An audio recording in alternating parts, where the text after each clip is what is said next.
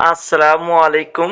BD medicine 0709 পক্ষ থেকে আন্তরিক শুভেচ্ছা। আশা করি সবাই ভালো আছেন। আজ আপনাদের সামনে হাজির হয়েছি নাপা ওয়ান ট্যাবলেটের রিভিউ নিয়ে। এটি তৈরি করে থাকে বেসকিমকো ফার্মা লিমিটেড।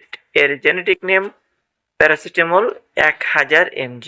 আজ আমরা এই ওষুধটির সম্পর্কে এ টু জেড বিস্তারিত আলোচনা জানব। চলুন শুরু করি।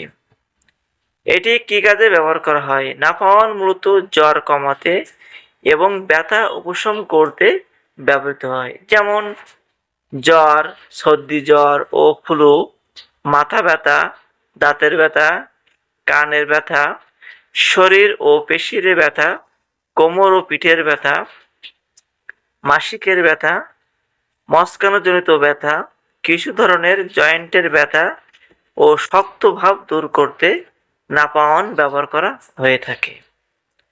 ভিউয়ার্স, নাপাওয়ান কখন সেবন করবেন?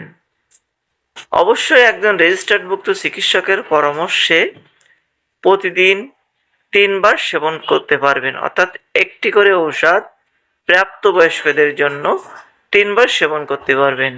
এই ওষুধটি অবশ্যই প্রাপ্তবয়স্করা সেবন করবেন। এই ওষুধের পার্শ্ব প্রতিক্রিয়া কি কি আছে চলুন জেনে আসি।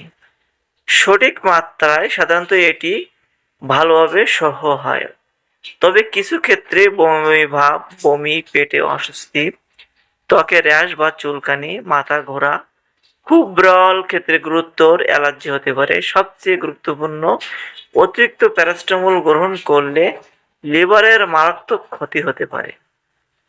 শুরুতে লক্ষণ কম থাকলেও অতিরিক্ত মাত্রায় বিপজ্জনক হতে পারে। অতিরিক্ত ট্যাবলেট খেয়ে ফেললে বা চোখ, ত্বক হলুদ হওয়া, তীব্র পেটের সমস্যা ইত্যাদি দেখা দিলে যত দ্রুত সম্ভব আপনার ডক্টরের সাথে যোগাযোগ করবেন। অবশ্যই একজন রেজিস্টার্ডভুক্ত চিকিৎসকের পরামর্শে ওষুধটি গ্রহণ করবেন।